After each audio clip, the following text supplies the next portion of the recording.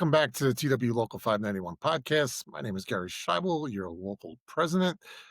This is our Friday Rep Call Summary podcast. Joining me today is your vice president, Brian Coyne. All right, so let's get right into it with the peer support EAP and benefits update from Tony Lepore. For those members who have voluntary union-sponsored insurance benefits, the prior transaction fee issue has been sorted out. You should have received the corrected amounts and updated amounts in an email last week.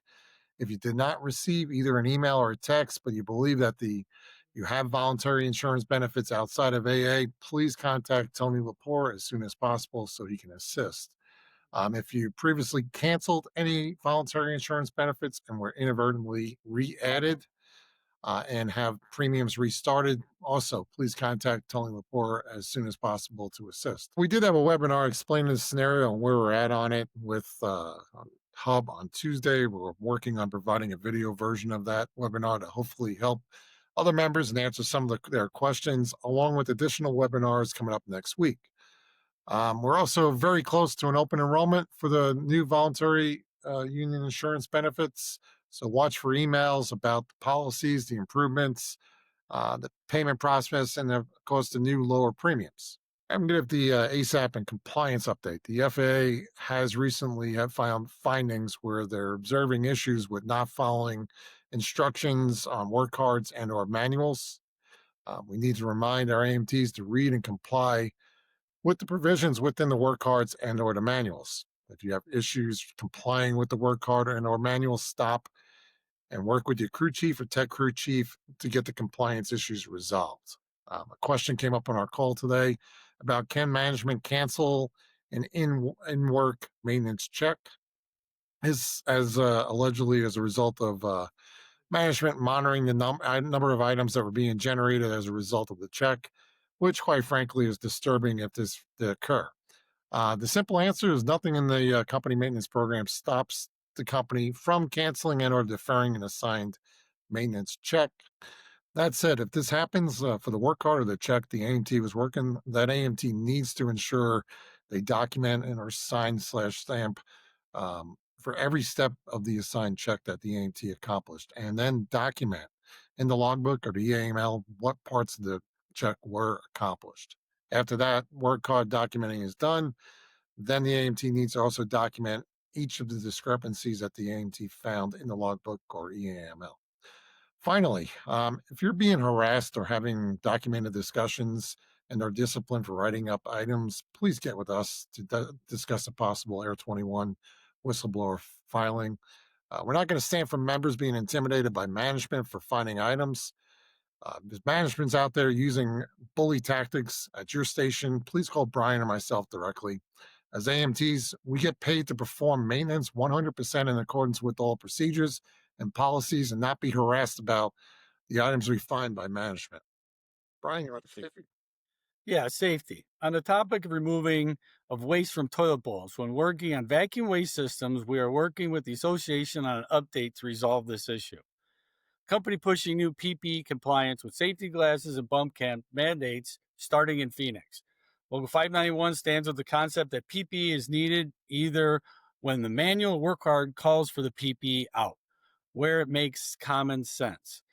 We heard that the new prescription safety glasses ordering process is not working well. There are large delays and other issues. Safety coordinator Mike Cockerham is working on this issue as he always has. OSHA hearing test issue. Once again, Premise Medical started using the wrong consent and question forms, which would have allowed Premise for more access to your medical history than was agreed to. The only current forms on Premise is to be used for the OSHA required hearing tests. Follow-up hearing evaluation questionnaire, dated April 2019. This form has only 10 numbered questions along with what type of hearing protection you normally use. 2, AA participant authorization occupational health services hearing, dated 6 of 2023. I'll give you the VP update. GRB, Grievance Review Board. The association continues reviewing all prior GRB responses to ensure they are properly tracked, signed, and the dispositions properly sent to the locals. There are a lot of updates coming out, And as soon as we get them, we will pass them on to you. We get these squared away. The field trip update. Chris Horvath reported that he tracked 32 line field trips for the last week and 3 base field trips. Field trip briefing process is being revised and worked by MCT TW rep Jason Best with Chris Horvath involved. SOF update. Smoke odor fume and the new sniffer tool continue to be delayed by government approvals and shipping issues. AMTE board member Mark Earle remains fully engaged in the SOF issues and will continue to monitor and report back.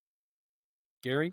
All right, thanks, Brian. So there's a couple of regional events that we have for our locals. So tonight actually is the Northeast region, New York Mets and the Texas Rangers game. And then we have a Chargers game, Chargers Commanders game coming up on October 5th. So check our website for how to get tickets to these events. One other one I'll touch on, seniority protests. So recently, the local received a couple of seniority protests. As a reminder, TWIM Association has provided the locals the mandatory process for seniority protests. You can find all the necessary information on the Local 591 website in the members section under seniority and Javits information page. All protests must be emailed directly to the TW Seniority Protest email address for your contract group listed in the instructions, and you should not be sent to the locals. The recap seniority protest under the JCBA. So Article 11 provides for a specific time frame for submitting seniority protests, and the window for the 2025 closed 30 days after the official lists were posted on January 30th, 2025. After March 2nd, 2025, the association cannot accept any seniority protest.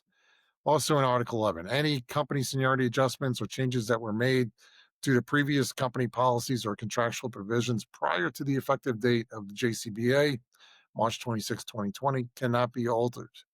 And unlike in previous TW contracts where a member could submit and protest seniority issues going back many years, under the JCBA since March 26, 2020, seniority protests can only look back for errors and omissions from the current official seniority list to the most recent previous official list. Seniority lists, so basically a 1 year look back, is all that seniority protest can now look at.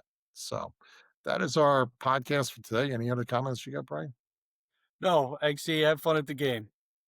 All right. So thanks for watching. As always, if you have any questions on today's podcast or suggestions for future podcasts, please contact us at info@local591.com. Thanks again for watching and hope each of you have a great week.